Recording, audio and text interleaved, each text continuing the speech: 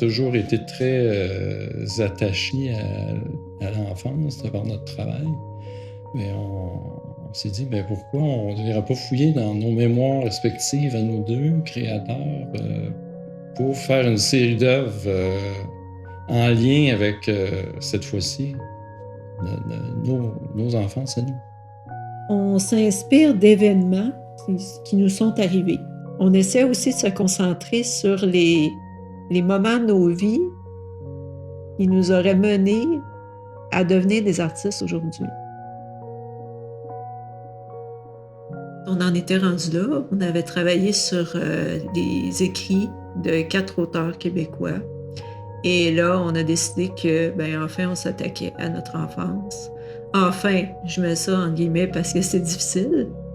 C'est plus difficile que d'avoir des textes déjà écrits par des auteurs, parce que là, ça s'avère que moi, je vais écrire des textes sur nos enfances. Un matin de 1966, ma mère et mon père viennent me chercher dans ma chambre après mon dodo. Je suis debout dans mon lit à barreaux et je me tiens solidement sur le rebord de bois parce que je ne suis pas encore très solide sur mes jambes. J'ai une jaquette qui descend sur mes pieds. Mes boucles brunes et mon teint rosé me donnent l'air d'un ange.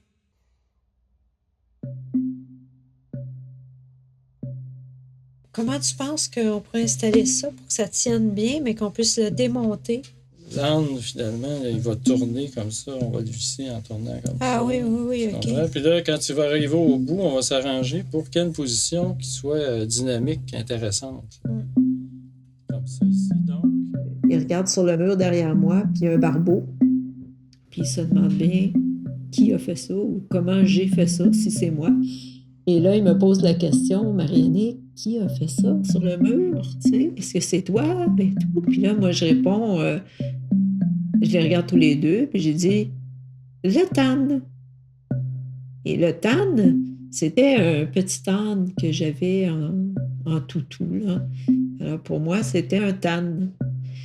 Et là, mes parents ont regardé le petit âne et il avait l'oreille dénudée avec une grosse broche qui sortait comme ça. J'avais pris le petit âne et j'avais barbouillé le mur. C'est ma première fresque. Je n'ai plus jamais arrêté ensuite de dessiner. Là, c'est sûr que dans notre projet, la famille prend beaucoup d'importance. Aussi, il y a le travail en duo qui est un peu particulier parce que là, il y a les souvenirs d'enfance de Marianne, donc mes souvenirs à moi. Faut aussi aller piger dans ces deux univers-là, ce qui est un peu particulier. Je me souviens que j'avais pas le droit d'aller passer un certain espace là, sur le trottoir, là, en face de chez nous, évidemment. Là. Et puis, j'avais contrevenu à cette règle, puis j'avais fait le tour du bloc. Le goût de voir plus loin et le désir d'évasion ont toujours été pour moi une nécessité. Pour cela, le tricycle et ensuite le vélo m'ont permis de m'aventurer vers de nouveaux horizons. Il y eut mon premier tour du bloc, puis le tour de ma ville et finalement le tour des Amériques du Nord et centrales. Plus le cercle de mes voyages s'est élargi, plus il s'est complexifié et est devenu plus riche en découvertes, comme l'enfant que j'étais qui a grandi. C'est intéressant aussi dans cette œuvre-là, c'est qu'il y a la notion de bloc, il y a la notion de tour du bloc, donc le jeu, j'en reviens au jeu finalement, donc on a décidé de combiner cette idée de tour du bloc avec le jeu. Puis dans cette œuvre-là, finalement, c'est ça qu'on voit, c'est que les différentes cartes géographiques, on part de la carte géographique du quartier, ensuite la carte géographique le plan de la ville de Montréal, ensuite la carte du Québec. Puis ultimement, mais mon voyage qui a duré 14 mois, qui m'a amené à faire le tour des Amériques. Mon père particulièrement, qui lui a toujours été très attaché aux cartes géographiques comme moi, là. Alors là, il a tracé, là, au fur et à mesure que j'avançais pendant mon voyage, il traçait à la mine mon trajet, là, au fur et à mesure qu'il recevait des informations où j'étais. Alors, j'ai conservé cette carte-là que j'ai photographiée, puis que j'ai reproduite, là. Donc, on peut voir le trajet à la mine, là, sur la carte, sur la sculpture.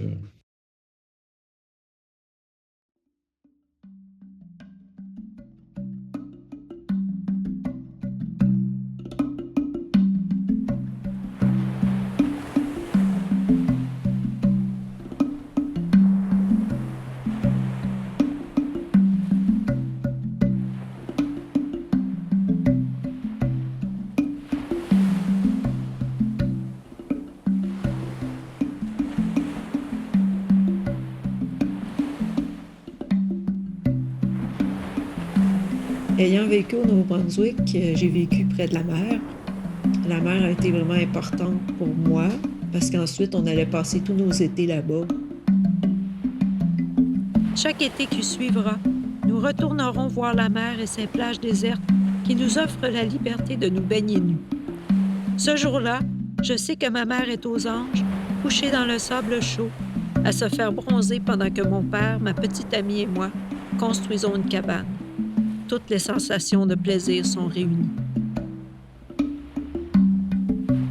Je dirais que la lumière de la mer, la beauté de la mer aussi, je suis sûre que ça va m'influencer.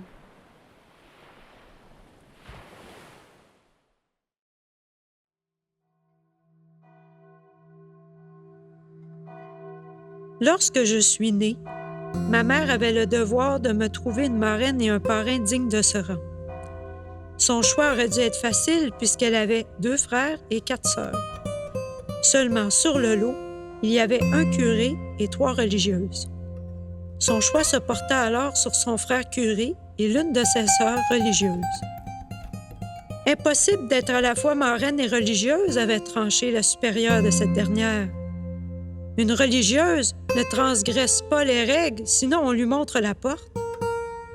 Impossible d'être curé et parrain, avait tranché l'évêque. Mais un curé transgresse les règles et on ferme les yeux. Mon oncle curé est donc devenu mon parrain malgré l'interdiction, mais ma tante religieuse a dû, avec regret, céder sa place à une autre. Cette sculpture est un hommage aux femmes qui ont parfois payé cher le don de leur vie à Dieu.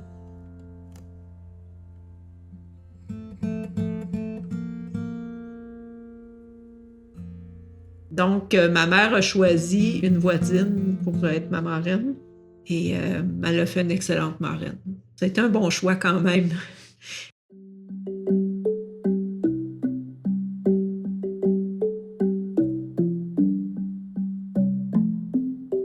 Mon père travaillait à Radio-Canada. Il y avait des concours de dessin organisés que pour les enfants des employés. J'y participais. Et je les gagnais presque systématiquement. Ce qui m'a permis d'ailleurs un jour de rencontrer une de mes idoles, c'est-à-dire Bobino, et d'avoir le loisir de m'asseoir sur ses genoux. Quelle chance j'avais là, de m'asseoir sur les genoux de Bobino. Mon amie de l'époque, ma petite amie, elle était blonde aux yeux bleus comme Bobinette et elle avait des longues tresses, exactement comme Bobinette. Alors, moi, je vivais vraiment comme dans... Ma réalité était comme mes émissions, quoi.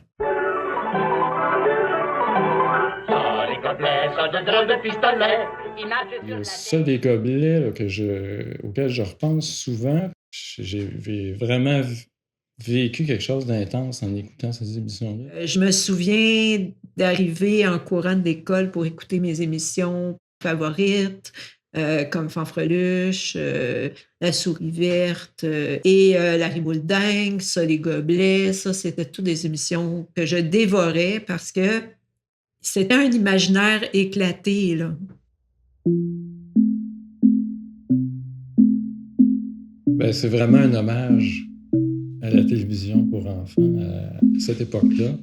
Puis ce qu'on a voulu faire aussi avec cette œuvre-là, c'est montrer que finalement la mémoire est encore pas très claire, même au niveau des émissions pour enfants et tout ça. Il y a un flou d'ailleurs qu'on a transposé là, dans l'œuvre. Là. Fait on nous voit devant finalement l'espèce de carrousel d'émissions, de personnages des émissions en arrière.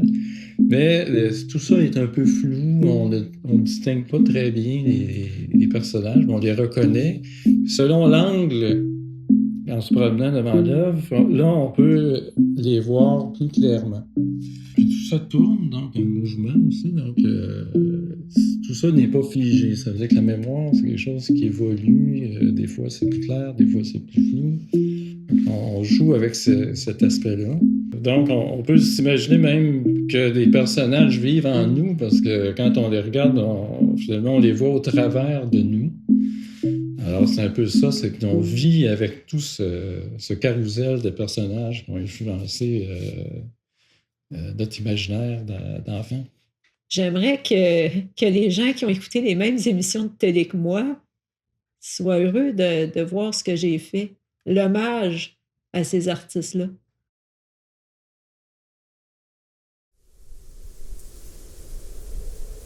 Au début des années 70, quand la pratique du ski de fond au Québec est devenue de plus en plus populaire, mon père, qui pratiquait déjà le ski alpin depuis plusieurs années, décida de s'équiper pour ce nouveau sport à peu de frais.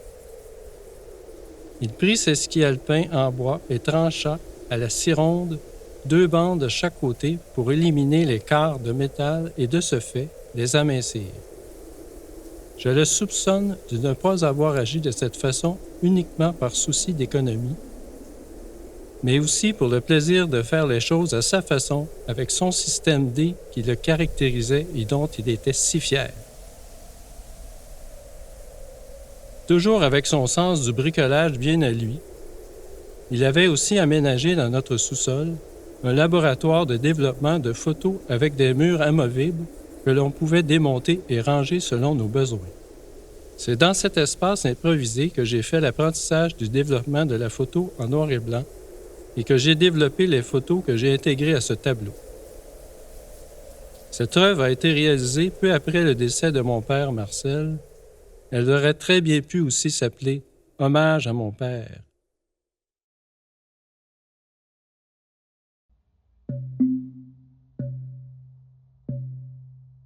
J'étais entourée de livres, des superbes livres. Mes parents m'achetaient des livres qu'on dit des pop-up là, qui se soulevaient comme ça. Ça me fascinait. Parce que c'était en 3 dimensions. Je réalise aujourd'hui que je dessinais beaucoup tout ça, mais en bout de ligne, la sculpture, le 3 dimensions me fascinait. Si je regarde par rapport à tout ce qui m'a influencé quand j'étais jeune, c'est plus au niveau des personnages, je pense. Je pense entre autres à Tintin, qui est un personnage auquel je m'identifiais par la suite. J'ai relu les Tintins constamment, puis l'effet que ça crée, c'est un effet qui reste pour la vie. Dans le fond, je rêvais d'être Geppetto aussi. Pinocchio, la petite marionnette qui s'anime, ça c'est formidable. Ça a toujours été une histoire qui était très importante pour moi. J'avais une marionnette Pinocchio. Il y a ça aussi, cette fascination pour l'objet qui peut s'animer. J'ai réalisé, dans le fond, que moi aussi, j'avais beaucoup joué avec des marionnettes quand j'étais jeune.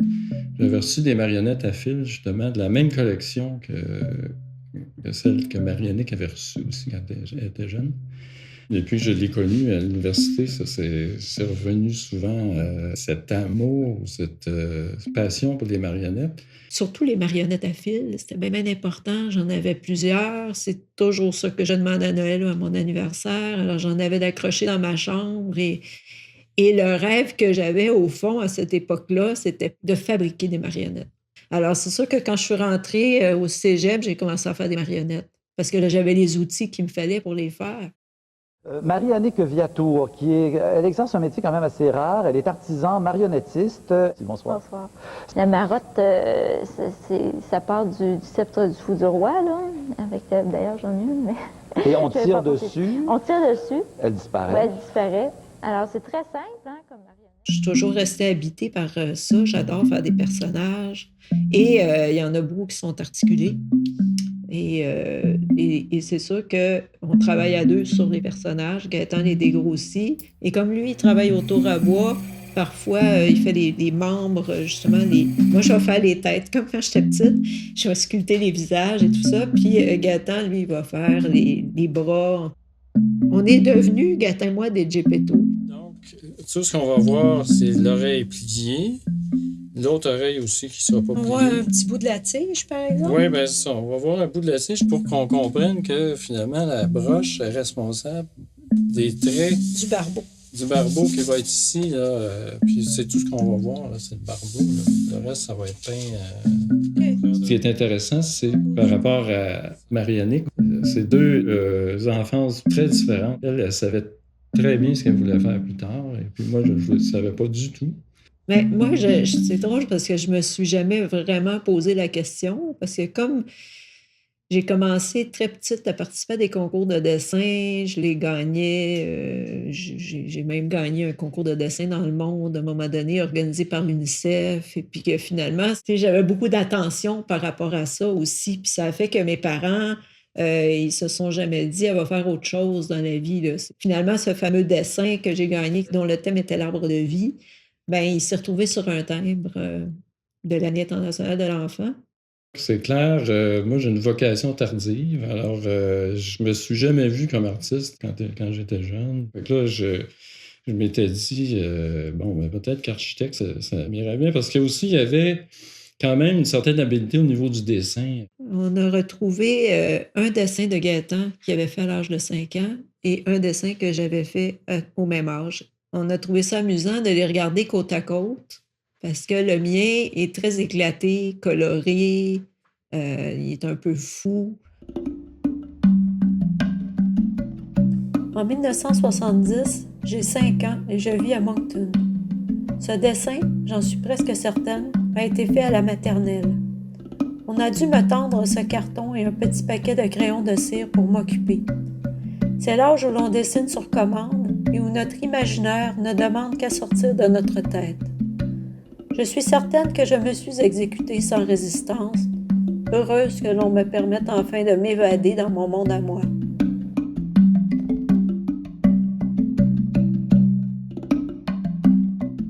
Il y a une toute petite fille avec une immense fleur sur le dessin, puis il y a une espèce de personnage qui sort de la fleur, une espèce de fantôme qui sort de la fleur. Il y a des papillons, un soleil. Ben, j'ai retrouvé une enveloppe qui avait été donnée à mon père par ma mère, qui étaient des souvenirs finalement d'enfance. Il y avait un dessin que j'avais fait à 5 ans sur une carte d'ordinateur là, qu'on poinçonne. Puis j'avais fait un dessin d'observation. C'était un bureau avec une filière et puis une chaise. Ça a été vraiment une belle révélation parce que dans le fond, moi, j'avais pas beaucoup de dessins d'enfance. C'est sûr que dans le duo, c'est moi qui imagine les sculptures et c'est moi qui mets la couleur. Donc, Gaétan, il fait le côté plus technique. Au niveau de ma carrière artistique, là, c'est plus l'attrait pour cette liberté que pouvait avoir l'artiste ou l'artiste. J'ai le goût d'avoir cette liberté-là.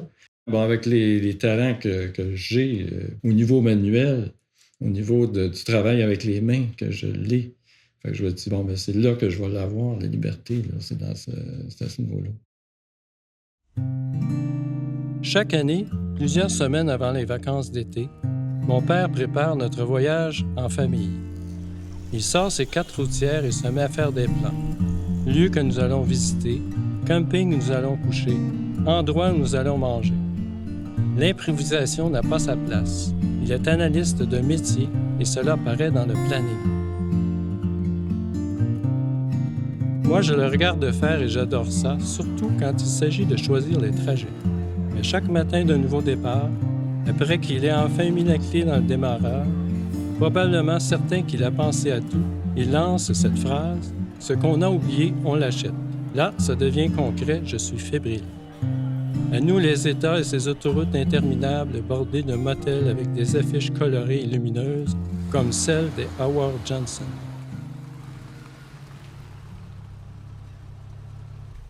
Je réalise maintenant que tout ce genre de travail-là manuel, je prenais vraiment un grand plaisir. Puis c'est peut-être dans le fond, ce qui me reste de plus de mon enfance, c'est ce plaisir du travail manuel. C'est quelque chose aussi qui est intéressant, notre rencontre, puis le partage de ces deux univers-là, deux passés bien différents, mais qui fait que, dans le fond, on vient aussi en complément.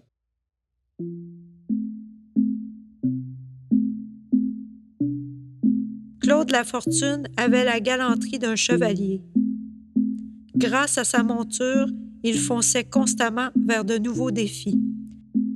Il avait une quête, mettre de la couleur dans la vie des gens, et un secret, celui de toujours croire en son étoile.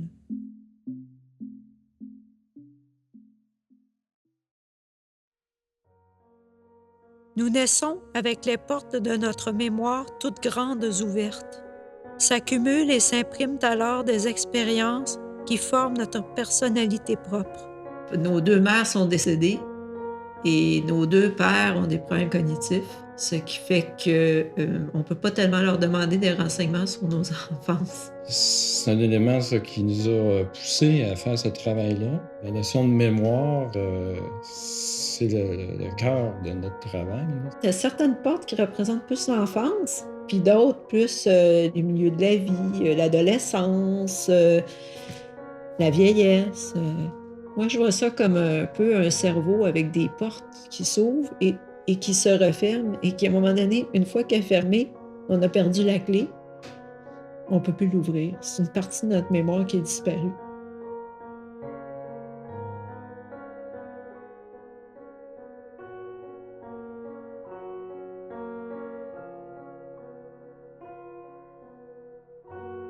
Avec les pertes cognitives de nos deux pères. Il a fallu fouiller dans leurs choses. Puis une chose qu'on a réalisée, c'est que tous ces clés qu'on accumule dans une vie, finalement, puis qui sont des clés qui, on ne sait pas à quelle porte elles correspondent. Cette sculpture-là, elle a plusieurs interprétations possibles.